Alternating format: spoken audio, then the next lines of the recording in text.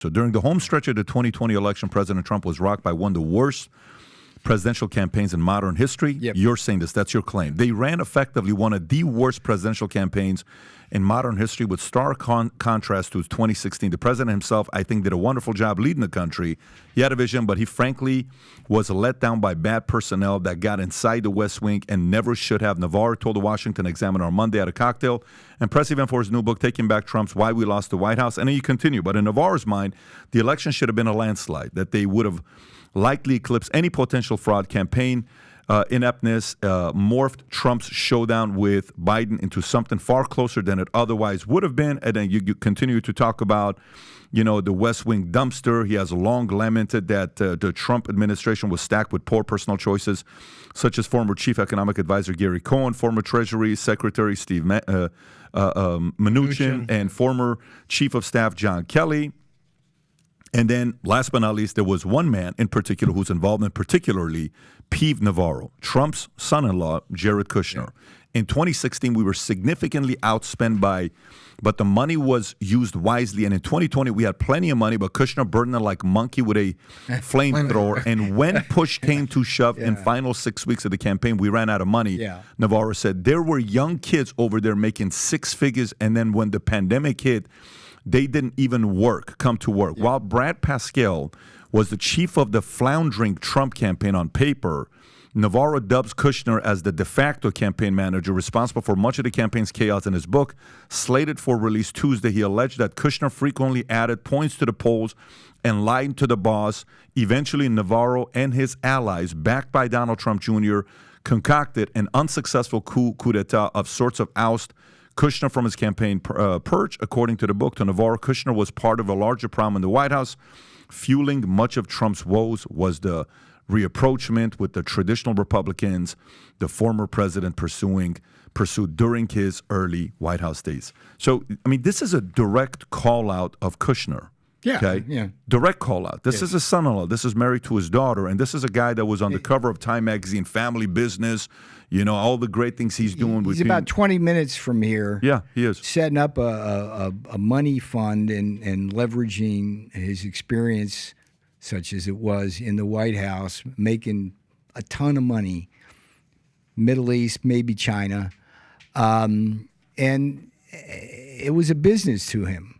And look, if you talk about the campaign itself, I'll give you a couple of examples.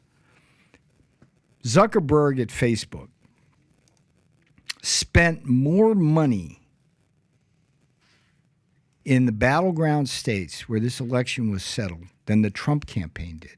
Think about that. Zuckerberg alone spent more money. You talking about the $400 million? It's a bit more than that. Last time I looked, it was more than that, more like $800 million. It's a bunch of money, and we didn't. Look, you talked about me early on running for office. Kind of the one mistake I made. I ran for mayor of San Diego, '92, lost by a percentage point, maybe a percentage point and a half. Okay, the big mistake I made was I spent my money early. Okay, all I had to do to win that race was wait till the last 3 to 4 weeks and spend my money then when people were paying attention. We blew $10 million Super Bowl ads for 60 seconds. And when the last 3 to 4 weeks of the campaign, we had to pull ads from the battleground states. And Biden outspent us in the battleground states on ads when we outraised him. And this shouldn't happen. But the bigger problem, Patrick, was the messaging itself. The message should have been tough on China. It should have been tough on China. And I had one of the things I learned, it's like, I go in there and I'm kind of a rube when I first get there. And they try to bury me, and that's all chronicled in my In Trump Time book, where they try to marginalize me. I've been on the campaign. I've been the top economic advisor. And when I get there, the Reince Priebus, the chief of staff, and kind of the Rhino wing, they try to just bury me over in the EOB. So what I did was dig in and learn how power works in the White House. And the instrument of power in the White House is the executive order and presidential memorandum. And I learned how to write those things.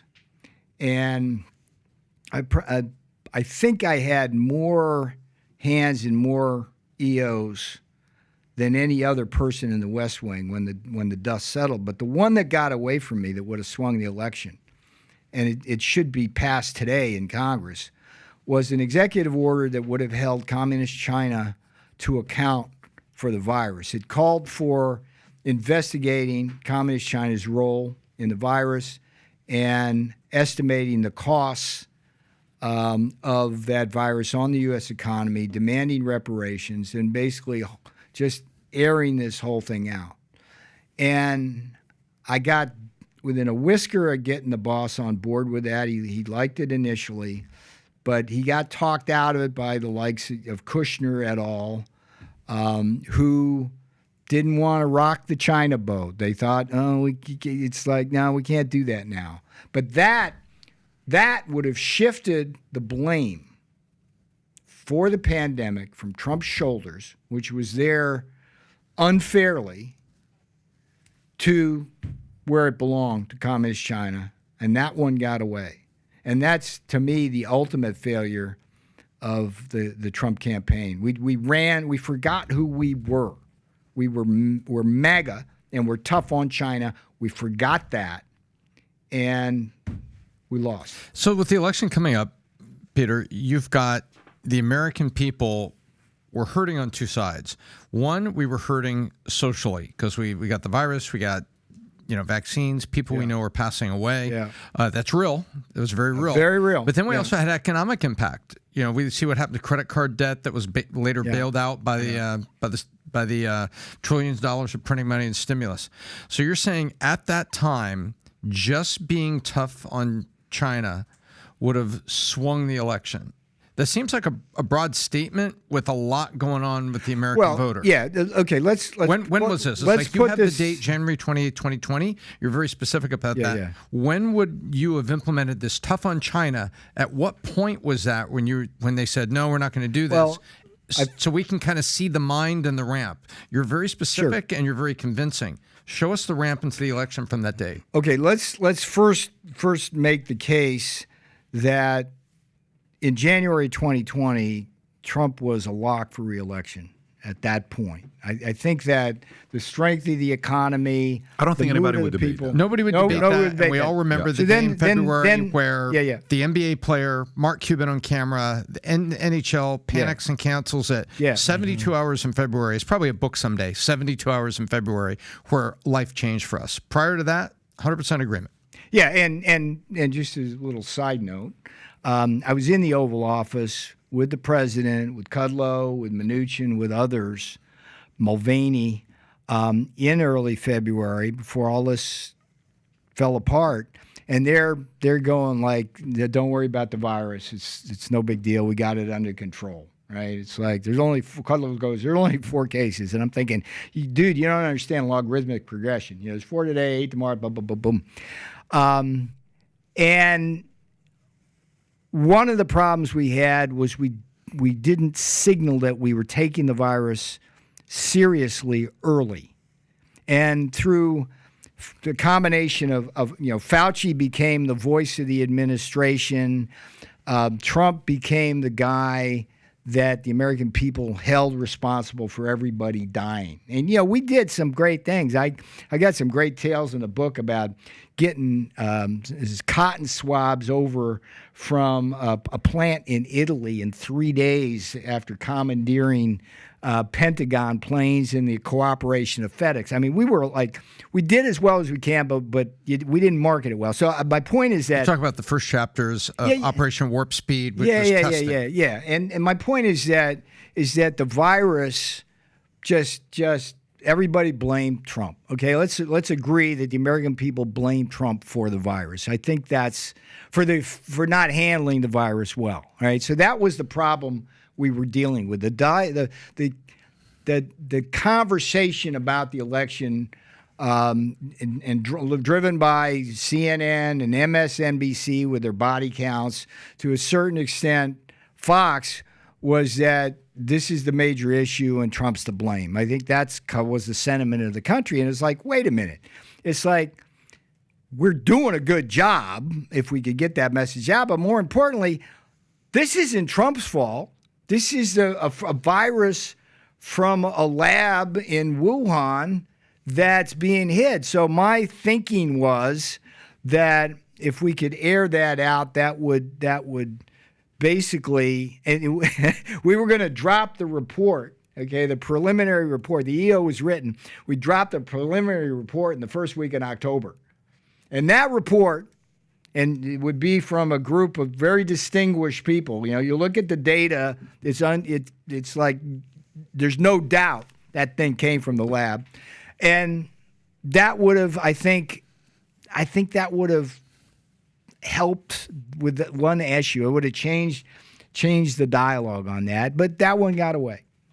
You talked about the number of people on the campaign, specifically Kushner, when you're talking about. During that time, in 2016, Brad Parscale was the digital media director, and then I think in 2020 he became the campaign manager. Yes. In 2016, I recall him being a star. Everybody was talking about, look what a great job he did, but then you're criticizing him for 2020 on what he did. So what was different about Brad in 2016 versus 2020 with his strategy? What Parscale did well was handle digital media. He wasn't running a campaign, mind you. Okay, running a campaign is a very complex task across 50 states. I mean, you got to do all sorts of stuff. And what he did was one important bucket out of 100.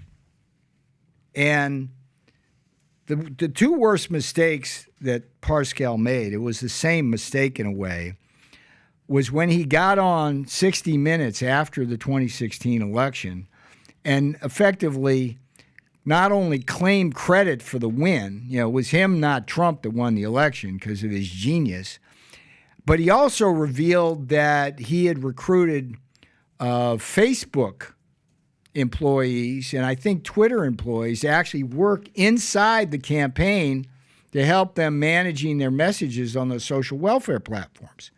Okay, what did that do? That was like a wake up. I write about this in Trump Time book. That's like a wake up call to Silicon Valley. It's like Zuckerberg's getting hate mail, Dorsey's getting hate mail. How could you lie in bed and make a bunch of money from Trump? And Parscale basically planted the seeds of Zuckerberg's counteroffensive in the 2020 campaign. Look, Brad's a good guy. He's a nice guy, but he's a geek. He sits.